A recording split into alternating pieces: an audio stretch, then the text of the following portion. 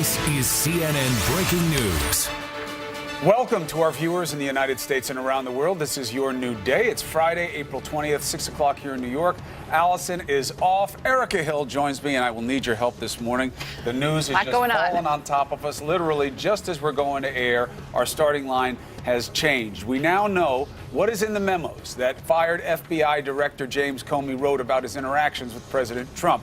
CNN obtaining 15 pages of partially redacted notes revealing new details about how the president has tried to influence the expanding Russia investigation. Comey says the president had, quote, serious reservations about the judgment of his now fired national security advisor, Michael Flynn, and salacious claims that Vladimir Putin bragged to the president about Russian hookers. The Kremlin just put out a statement denying that Putin ever said anything like that to Trump. Now, what's another headline? Former New York City Mayor Rudy Giuliani is back in the game, joining President Trump's expanding legal team. Giuliani tells CNN his focus will be on interfacing with special counsel Robert Mueller with the goal of bringing the Russia investigation to an end. Deputy Attorney General Rod Rosenstein assuring President Trump in a meeting last week he is not a target of the FBI's Michael Cohen criminal investigation. Sources tell CNN, however, the president is consumed by the Cohen probe. And the Washington Post out with a bombshell report on President Trump. A former Forbes reporter says Donald Trump lied to him about his wealth to get onto the Forbes 400 list. We hear Mr. Trump posing as his spokesman, John Barron, and never before heard audio tapes. We'll speak with the reporter who broke that story live in just minutes. It is a very busy Friday morning, as Chris said. Let's begin with CNN's Abby Phillip, who's live in West Palm Beach, Florida. Abby, good morning. Well, hi, Erica. President Trump is claiming he's vindicated after the Comey memos have been finally released. But while the memos paint a picture of a president who is consumed with this Russia investigation, President Trump tweeted late last night that there is no collusion and no obstruction of justice. Personal memos from fired FBI Director James Comey, obtained by CNN, detail conversations Comey had with President Trump. I think what folks will see if they get to see the memos is I've been consistent since the very beginning, right after my encounters with President Trump. Comey revealing in his memos the president said he had serious reservations about former National Security Advisor Michael Flynn. During that infamous dinner with Mr. Trump at the White House, where Comey says the president asked for a loyalty pledge. Comey writing, the president pointed his fingers at his head and said, the guy has serious judgment issues. Comey also describing another meeting he had with the president a couple of weeks later, in which he says the president kicked everyone out of the Oval Office, including Attorney General Jeff Sessions. He then returned to the topic of Michael Flynn, saying that Flynn is a good guy and has been through a lot. He said, I hope you can see your way clear to letting this go, to letting Flynn go. He's a good guy. I hope you can let this go. I replied by saying, I agree he's a good guy, but said no more. And just days before Flynn was fired by the president for misleading the vice president about his contacts with Russia's ambassador, he then asked me if this was a private conversation. I replied that it was. He then said he wanted to ask me a question and I could decide whether it was appropriate to answer. He then asked, do you have a FISA order on Michael Flynn? That same day, Comey says he met with Mr. Trump, who suggested he spoke to Russian President Vladimir Putin. The president said the hooker thing is nonsense, but that Putin had told him we have some of the most beautiful hookers in the world. Comey addressing the salacious claim last night. He told you that he'd had a personal conversation with President Putin about hookers? Yes. Did you believe him, or did you think he was speaking hyperbolically? He didn't seem to be speaking hyperbolically. Do we otherwise know that the president had had personal conversations with Vladimir Putin at that point? I can't recall. I think there was public reporting that he had spoken to Vladimir Putin as sort of a welcome, congratulations on taking office thing at that point. I'm not suggesting they talked about how beautiful the hookers were in Russia, but I do know there was at least one publicly reported conversation. President Trump has repeatedly denied having a relationship with Putin before taking office, but comments over the years raised questions about their ties. I spoke spoke indirectly and directly with President Putin, who could not have been nicer. I have nothing to do with Putin. I've never spoken to him. Just hours before Comey's bombshell memos surfaced, Rudy Giuliani confirming that he's joining Mr. Trump's personal legal team. The former New York mayor tells CNN he hopes to bring Mueller's Russia investigation to a conclusion, saying it needs a little push. Well, all of this is happening as a White House source tells CNN that the president is actually consumed by a different investigation, the one into his personal lawyer, Michael Cohen. According to this source, it's causing, quote, significant turmoil in this White House. And now we also have learned that the Deputy Attorney General Rod Rosenstein told President Trump in a recent meeting that he was not the target of the Cohen probe. Erica and Chris. All right, Avery, appreciate it. There's a lot to discuss. Let's bring in CNN law enforcement analyst and former special assistant to James Comey, Josh Campbell, and CNN legal analyst and former federal prosecutor Laura Coates. Good to have you both. Counselor Coates, let's start with you. Significance of the Comey memos. Well, you know, it tells you the importance of these contemporaneous memos. A lot of people have been wondering all along, what was the basis of the book? Whether he had any information, did he actually keep these memos, and what were they going to reveal? And what it tells me here is that not only did he keep these contemporaneous memos, but he had a lot of his guard up with respect to the President of the United States, and that he was trying to somehow document this for maybe posterity, or maybe to in some way ensure that his investigation, if there ever was one, was going to be comprehensive and complete. But ultimately, it does corroborate what we already know Comey has said, and probably buttresses his credibility. So you find it bolsters his credibility. As we look at all of this, obviously different reactions from each side of the aisle that we were seeing last night as well. Josh, as you look at what we're learning, though, in these memos, one of the things that sticks out is also what we see consistently from the president in terms of a clear focus on what is happening, not only with the investigation, a focus on Andrew McCabe, and also a misunderstanding, I would say, of how government works in certain respects. This was early on for the president, obviously, in 2017, but we're seeing consistently questions from him and even from his staff in terms of Reince Priebus that are perhaps not always appropriate and show that perhaps lack of understanding, Josh.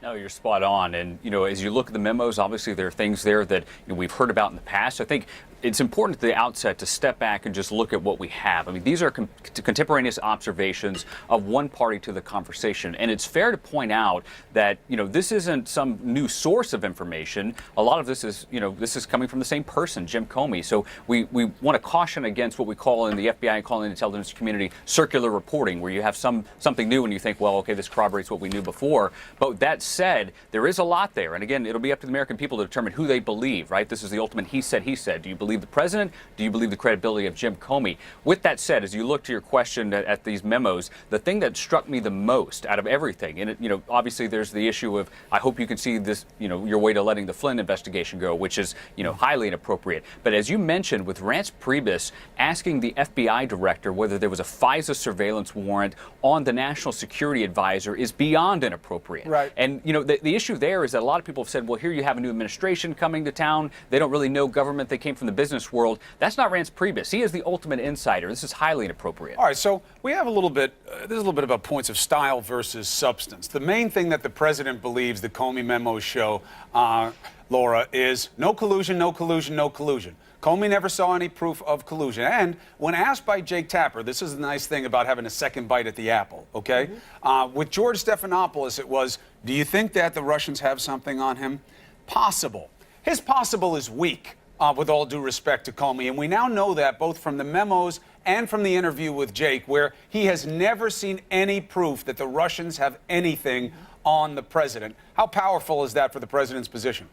It is very powerful to actually help his narrative that the idea of collusion is too nebulous a term to even have a definition. It's one in which he's trying to have shelter under that. However, it's really misleading to say that there is absolutely zero evidence of it at the time that Comey was in a position to actually be the FBI director. Because for a lot of this, it was in its infancy. And if it was in its infancy, it's not surprising that there would not be all of the telltale signs of collusion or anything else that came under it. Remember, remember, since Comey has left as director of the FBI, you've got 19 Russians who have been indicted. You've got Rick Gates. You've got Paul Manafort, both who were key to the campaign. You have others who've testified and pled guilty, including Michael Flynn. So the idea that at the time that Comey was aware of the information, at the time that he was in that unique position, he didn't see evidence of it, does not speak to what has come out since a comprehensive investigation has unfolded since then. And so I think that in a way, the president is focusing on one moment in time at a static point that no longer is relevant. It's what's come out of it since his departure. And for a lot of it, Comey's actual end of his tenure is where the case truly began to pick up speed. Yeah, and can I just add to that it's somewhat of an assault on logic because, on one instance you have the White House saying, well, Comey's a liar, and then another saying, well, what he said we believe because it proves our case that we're not guilty and we did nothing wrong. Both of those things can't be true. A fair point. Listen, the other thing that comes up, too, that we're seeing over and over again is this preoccupation with the dossier. And what's interesting here is James Comey talking about the fact that the reason, he says, I explained that analysts from all three agencies agreed that it was relevant and that portions of the material were corroborated by other intelligence as to make the case for, again, this is why I'm telling you, Mr. President-elect at the time, why we're talking about this. Very important point, because defenders of the president and the president himself keep saying the entirely phony dossier. That is a gross mischaracterization. Some of the stuff in there, they couldn't prove, they couldn't show, maybe it is phony. But some of it, they did. That was an important thing to come out of this. And as we look at that moving forward, how does that play out, Laura? Well, it's important to think about the fact that when you are looking into this investigation to collusion, when Mueller has his probe, when the legislature is trying to have their parallel investigation, they're all trying to figure out where were their points of susceptibility, where were their points of potential blackmail, where were their points of manipulation to exert undue influence in the 2016 election. And so the dossier, salacious though it may be, was one of the starting points to say that this may have been the Russian entree into their interference here. You have it supported by the intelligence community. What you see, though, is a fixation on the president who's saying essentially, this makes me look bad, and his focus on the sexual aspect of it as opposed to the overarching theme, which is, did somebody believe that they had some power to have you under their thumb? And did it exert influence in a way that hurt our elections? And you hit the president in the memos, and time and again, has not fixated on the overall theme and what is the problem, as opposed to the self-interest, which is ironic here, Chris and Erica, because, of course, they're always accusing James Comey of acting in a self-interested way as opposed to the larger issue of what it says to the integrity of one of our systems. Is that what's happening with the President of the United States right now as well? Right, and I would add Laura's spot on. It's important to remember this dossier as we go back with the distance of time. I mean, this was not what we in the intelligence community would call a finished intelligence product. This is not something that both sides have looked at and they've corroborated. This was raw intelligence. But at the time, whenever the intelligence community leaders and then Director Comey met at Trump Tower to provide this defensive briefing to the president-elect, it was simply to let him know that this was out there in the ether, this was swirling, and to give him essentially a heads up so that they weren't caught off guard. So to look at that and say, well, it's either all true or it's all not, I think it's a little bit of both. Well, and something else we learned from the memos is that Laura's point about what the president cared about had an obvious intention, which was he didn't like the golden shower, all the prurient stuff about what might have happened with prostitutes and him in Russia. He talked about it to Comey all the time, even when it wasn't brought up, trying to say it wasn't true. He told him that Putin had even told him that they have the most beautiful prostitutes in the world or something like this. And now the Kremlin comes out with a statement about the nature of that conversation. What do they say? And so the Kremlin saying this morning, President Putin could not say such things and did not say to President Trump, taking into account that they had never communicated before Trump became president, which also calls into question, was there a conversation between the president and Vladimir Putin? Was there not? Did he perhaps not remember correctly what happened? What we were able to find was some reporting in Bloomberg of Vladimir Putin talking to reporters at one point and saying this had never happened, they hadn't talked. But, oh, by the way, in Russia, we have the most beautiful hookers, to paraphrase there. It is fascinating that this is a fascination. Well, if you look at any statement coming out of the Russian embassy or the Russian foreign ministry, we often see this kind of word salad, right? I mean, this, as Laura knows too from days prosecuting. I mean, either you did something or you didn't do it, and when you start adding extraneous words, it causes eyebrows to be raised. Well, we have so much word salad these days, Laura, that none of us should have a fiber issue. I mean, everybody's talking that way right now, but it's also a reminder politically. Vladimir Putin is not Donald Trump's friend. There may be a softness here in terms of trying to manage the relationship to make it better. Every opportunity that Vladimir Putin has to expose the President of the United States and embarrass him, he takes, even on something as tawdry as this, Laura. Certainly, and he capitalizes on it, of course, and that's one of the reasons that people have been questioning, including former FBI Director James Comey in his interviews, to why is it that this President of the United States continues to be supportive or at least not antagonistic towards Vladimir Putin. He raises issues that have not been brought up. He basically tells the FBI Director and people, don't picture a pink elephant, and that's all they ever see. And so you have a consistent theme here where Vladimir Putin is exploiting and capitalizing, and reciprocity is not returned here. It's odd for an investigator to see this. All right.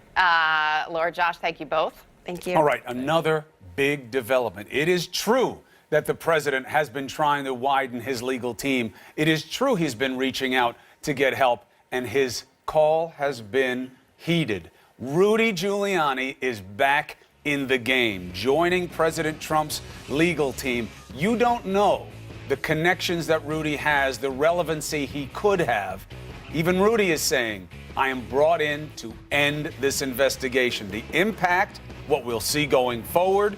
Insight next. New Day, brought to you by Fast Signs. More than fast, more than signs. A high-profile addition to President Trump's personal legal team, Rudy Giuliani, one of 3 new lawyers joining the expanding team. Giuliani telling CNN he plans to push for an end to the special counsel's Russia probe. Let's discuss with Laura Coates and CNN political analyst John Avlon. So he was very clear. This could be a short-time assignment for him, but he is there because he believes that his acquaintance with Robert Mueller could help, in fact, move things forward and get this ball to the end. Laura, realistically, is that possible? Is he going to influence Robert Mueller to wrap this up? No. He's presumptuous and arrogant to think that the reason this has not been concluded yet is because they haven't had the right lawyer to come and grease the wheels. The idea here that you would have this quick end to this investigation is really a fantasy of both Donald Trump, of Rudy Giuliani, and everybody else who believes that it should be quicker. In reality, we're not even a year from when James Comey was fired, Erica. We have an investigation that's ongoing. It must be comprehensive. What Giuliani can help with, as opposed to the end of an investigation, is perhaps the terms of that voluntary conversation with Mueller and the investigative team. Remember when John Dowd left, he was the one attorney of the entire camp who had been in constant communication trying to decide whether they're going to have it be in person, whether it's going to be recorded, whether it's going to be a limit on the questioning. That's what he can actually try to influence. But it always depends on whether or not Mueller will ultimately decide to subpoena him, because if he does, it doesn't matter what attorney Trump has. They can't be in the room when the grand jury listens. Right, but that road can get awfully short, too, if he says he's going to take the 5th, and then Mueller would have to give him immunity. But let's come at it from 180 degrees. Fair argument. First, points of disclosure. I've known Rudy Giuliani a very long time, have a close relationship with him. John, you worked with Rudy Giuliani for many years as a speechwriter, so we know him better than many people who are going to be in this conversation. Laura's making good points. However, there is a counter perspective here. Rudy Giuliani knows Bob Mueller, is respected by Bob Mueller, and knows this system of investigation better than everyone else that the president has involved to this point. Yeah, and I think that's the key point here. Rudy Giuliani has the advantage of being an institutionalist when it comes to the Justice Department. He was in the Justice Department in the Reagan administration. Before he became U.S. Attorney for the Southern District, he has a decade-long relationship with Mueller and many of the people in this process. So he is uniquely positioned as somebody who has the confidence of the president and Bob Mueller, 2 opposite ends of obviously this major fight, someone who can bridge that perhaps. And how much he can accelerate it, obviously, that's ultimately Mueller's, determination, the timeline of this. But Rudy is an institutionalist. He can actually calm, I think, some of the passions and hopefully, make this whole conversation less frayed and more focused on resolution. And also the president listens to him. Well, you know what? Look, John said that, but you're right. That should be emphasized because there are very few people. Again, everybody's meeting Donald Trump for the first time here now, unless they watched him on TV. Right. If you know him and if you've seen him work over the years, let alone for decades, the idea that when somebody tells him, you need to slow down, you need to rethink this, that's a very, very small group of people. Rudy Giuliani is one of the people who are in that group. It has worked against him, and politically, they've had some odds during the campaign. Rudy didn't like some of the things he was doing. It wound up getting him moved to the outside a little bit, but now he needs his expertise. Yeah, he does respect him, and I think that's absolutely. Laura, go ahead. But you see, the fact that he is respected, perhaps, and is able to advise the President of the United States speaks nothing to whether he can advise Robert Mueller, who I'm sure is more than capable of compartmentalizing his personal interactions with people and his role now as special counsel in this probe. I'm not making light of the fact that perhaps Rudy Giuliani is perhaps influential and that his reputation will precede him in this. But the point of the issue is whether or not that reputation and his advisory position will be able to accelerate an investigation when we do not know where the targets are. We only recently heard, 2 weeks ago, the president was not a target, was perhaps a subject in some respects. And so I think that it's a fantasy still, even with reputation, even with his counsel, to suggest that he would accelerate the end of the investigation that is very far-reaching and, of course, includes people that Giuliani does not have power of counsel over, including Manafort, including Michael Flynn, and others. True. Sure. All right, so what about the political implications of all this? The memos came out. They were theoretically leaked to bolster the president's position, having some Republicans in positions of power saying the public need to see these memos. How do you think they play? Look, I think they track pretty closely with Comey's, recounting in interviews and his book. There's a lot more detail. You actually also see Comey's eye for detail in these contemporaneous memos. That was fascinating for me. He really is an observer as well as a listener. So they're fascinating documents. I don't think they largely back up his story. And I don't think if this was an effort to discredit Comey, I'm not sure that was achieved. You do get the perception of a president who is charming but erratic, impulsive, and often contradictory. And those aren't good things for building a credibility case. Do they hurt the president in any way, Laura? I think it only hurts the president to the respect that it still casts him in that same negative light. But again, I think it's already baked in at this point in time. Everything that was revealed in the memorandums are largely public information. The salacious details of the dossier in particular were things that we already had contemplated with the president, and that probably is not even going to affect his approval rating. What it does, however, show is, again, this fixation. And if he has attention to detail that John's talking about, we never saw a detail where the president of the United States wanted to say, now, how do we fix this problem? Right. How do I make this less about myself and more about what this means? Even though I am denying vehemently what's happened, I cannot deny what the intelligence community has to say about the interference. We don't see that. Laura Coates, very well argued. Thank you for richening up the perspective this morning. John, thank you. See you soon. No thank you to John Avalon there. How about that? I don't deserve You'll be back later. Well, thank you then. He doesn't do it for the thanks. The Washington Post out with a stunning report on President Trump. A former Forbes reporter says Donald Trump lied about his wealth to get onto the Forbes 400 list. That reporter joins us, and you'll hear the audio ahead. All right, 2 Florida sheriff's deputies were killed in an apparent ambush in Gilchrist County. Police say the gunman walked up to the window of a restaurant where the officers were eating Thursday afternoon and opened fire on 30-year-old Noel Ramirez and 25-year-old Taylor Lindsay. Authorities say the alleged shooter, identified as John Hubert Highnote, was found dead from a gunshot wound near the scene. President Trump expressing his condolences to the families of the slain officers. In the wake of this week's deadly mid-air engine failure, we are learning Southwest Airlines opposed recommendations by the engine maker and the FAA for annual fan blade inspections. It comes as we're learning more about the heroic efforts to save the passenger who died on that flight. CNN's Polo Sandoval is live in Philadelphia with more. Polo? Erica, we often hear those stories of brave firefighters putting their lives on the line. Well, Andrew Needham did just that at 30,000 feet. He was on that plane when it experienced that catastrophic engine failure. He says he looked at his wife, got a nod. It was his cue to spring into action. God created a servant heart in me, and I felt a calling to to get up and do something, stand up and act. Andrew Needham recounting his experience on that Southwest flight after an engine failure smashed a passenger window. The Texas firefighter running in action to try to save a woman who was partially sucked out of a broken window. I'm no different than any other firefighter in this country. For some reason, whatever reason that is, it was me that day. I just knew that at that moment that someone else needed him much more than we did. And that's what his calling is to help. And that's what he did. Needham was seated in the 8th row with his 2 children, wife, and parents. A few rows back, fellow passenger Tim McGinty ran to the 14th row where Jennifer Reardon, still buckled in, was sucked into the window. But he struggled to pull her back in. I tried and I couldn't. I just couldn't. And then Andrew came over, just trying to get her back in. The 2 men were able to pull the mother of 2 back into the plane.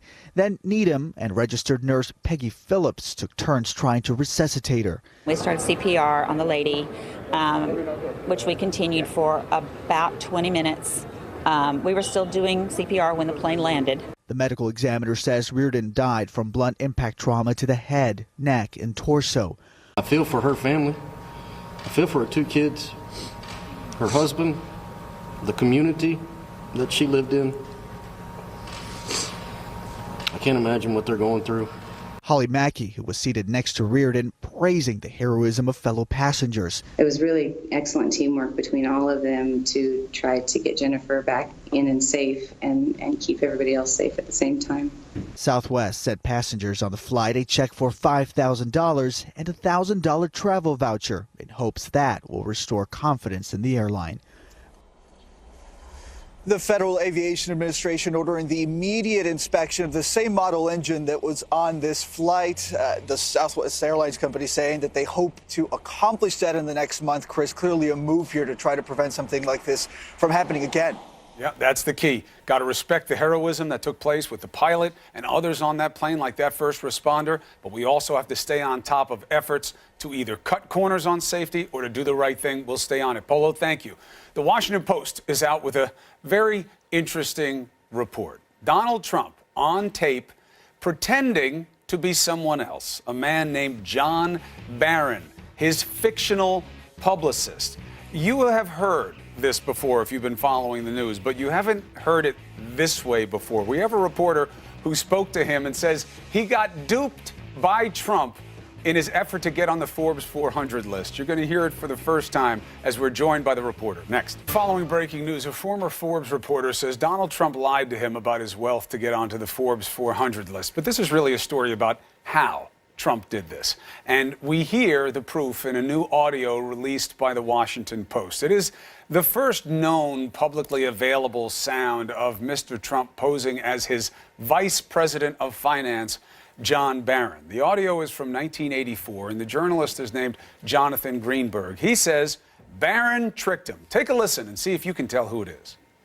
Most of the assets have been consolidated to Mr. Trump, because you have down Fred Trump. And I'd like to talk to you off the record if I can, just to make your thing easier. Okay, sure. Is that all right? Yeah, that's fine. All right, but I think you can really use Donald Trump now, and you can just consolidate. I think last year somebody showed me the article, and I think you had 200 and 200.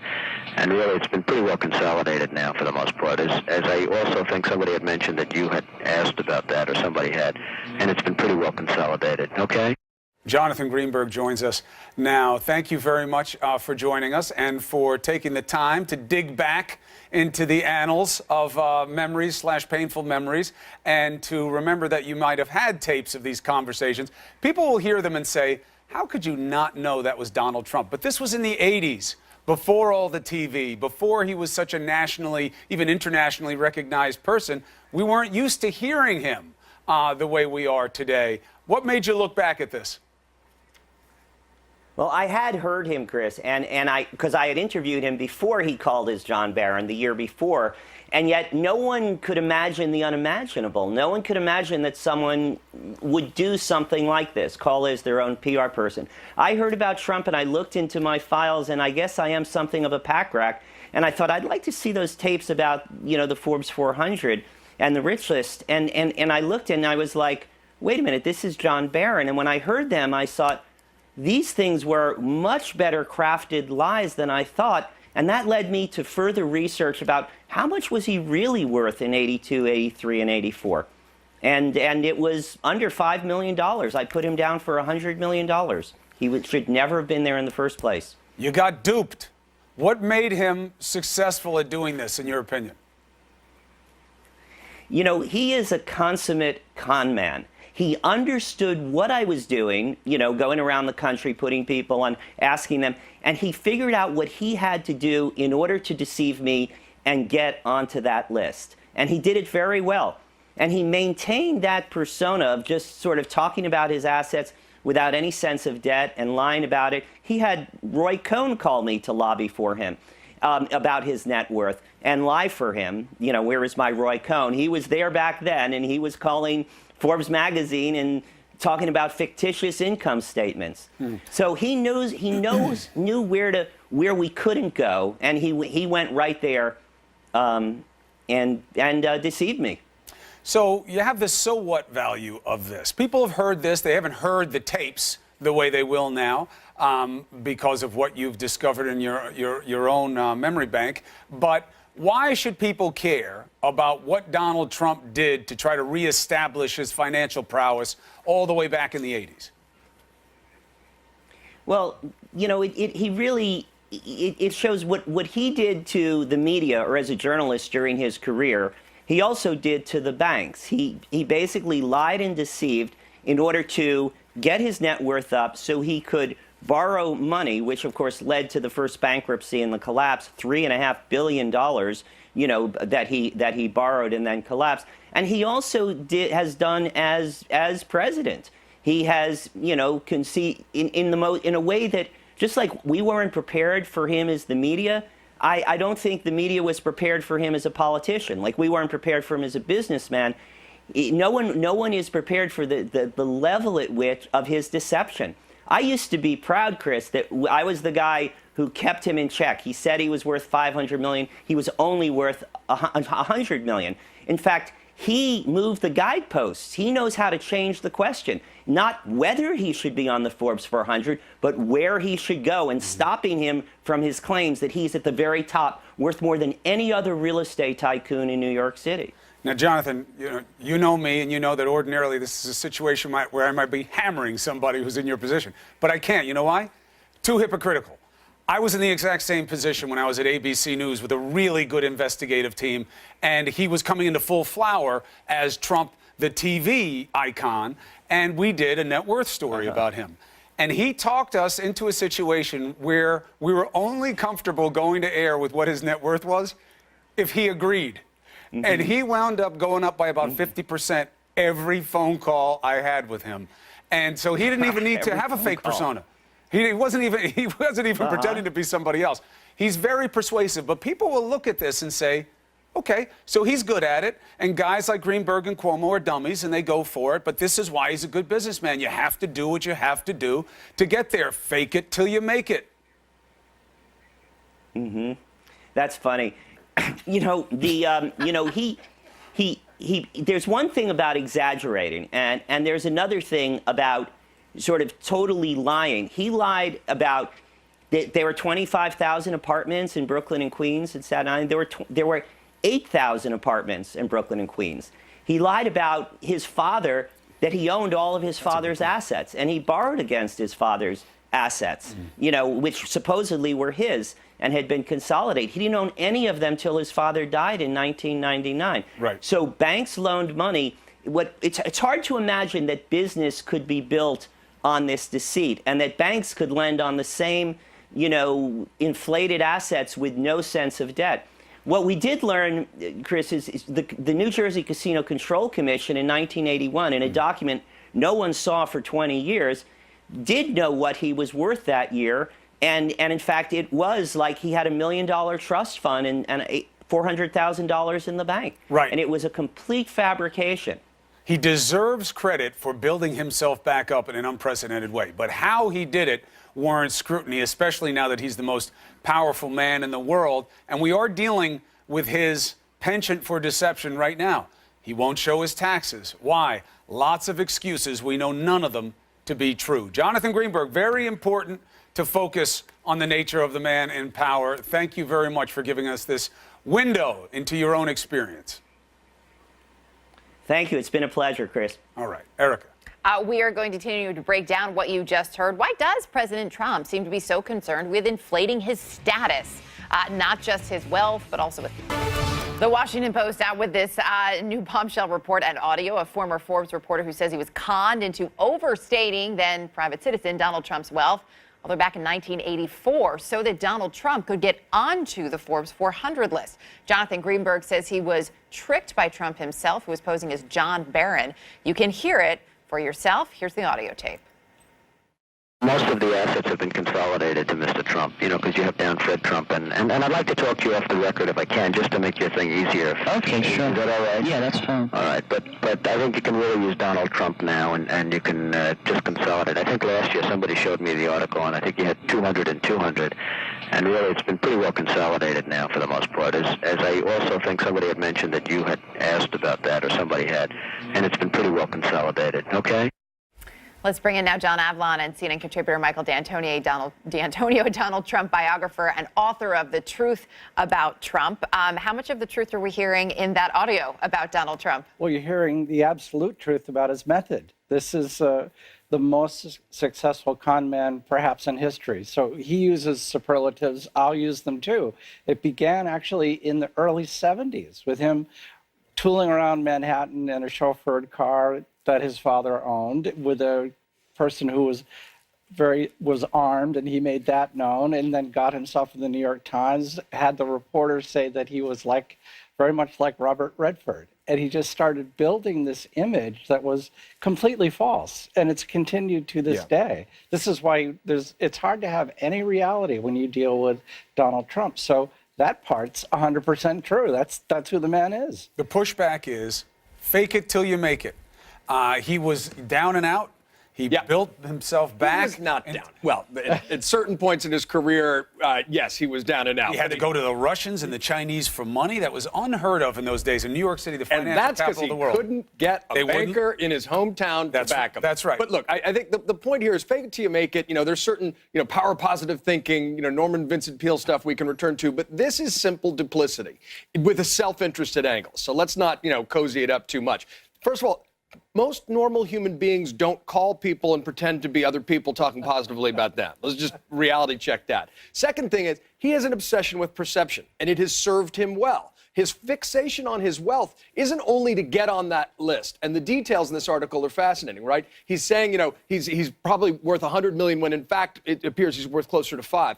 But it's to get on the list itself becomes a kind of collateral that can be used to get more loans for his banks before his initial bankruptcy. And this is someone for whom truth is clearly transactional. That is the fundamental thing we're forced to confront with this sort of House of Cards type recording from back in the day. His obsession with perception, he used it very successfully to parlay that into real wealth, real political influence, and now the presidency. But it's not just there. I mean, look, there is to this day a back and forth about how many floors there are in Trump Tower.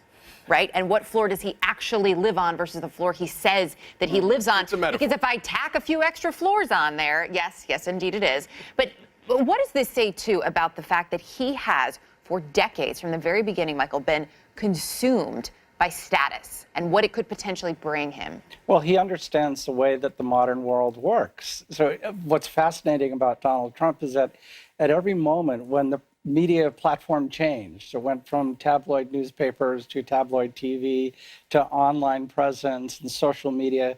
He captured it. He was so far ahead of everybody else in understanding that the surface was all anybody was going to see. So it's not gold letters that say Trump. It's polished brass that say Trump. But it doesn't really matter because they're colored gold, and now everybody thinks I'm Midas. It's just it's crazy and mind-bending. And I think one of the things that this piece points out is that he puts the stake in the ground so far down the field. So it's not it's not that I'm worth 10 million instead of 5. I'm worth 200 million or 400 million. Right. And it was always Fred in the background. He was always there with his wealth that could bail out Donald until he died. It's, he's saying in the 80s that he controlled all of this money. He didn't. 1999, when he got his inheritance, was the moment. And now, hold on, John, because I just want to give you some context, and please take it from there. People have heard some of this before. They've read your book. They've heard you do it. My question is a very simple one. Why don't you care? We tell you these things. You've never heard anything like this about anybody who's come to any measure of power before. Never. Yes, people lie in politics all the time. You've never heard of anything like what we hear about consistently about our current president. But they don't care, the people who support Donald Trump. I'm telling you, if they did a poll about him after today, his numbers would be the same, maybe even up. He'd get points for creativity. But as Donald Trump said during the campaign, he could stand in the middle of Fifth Avenue and shoot someone, and his core support would stay with him. But that's not because American people are dumb or that they don't get it. So what does it tell us about what he has tapped into that is more powerful than the mendacity? His strongest support in polling is pretty consistent, 28%. 28% of the American people stick with him through thick or thin, no matter what, because they feel he's been unfairly attacked and he's a great leader, and they're buying into him, and he's certainly better than Hillary Clinton. Some narrative of like that. First of all, 28% of the American people is not anywhere close to a majority. Second of all, I do think we're watching, you reap what you sow. This is about celebrity culture meeting the imperial presidency. That has brought us to Donald Trump and this moment. And so we're all complicit in it to some extent.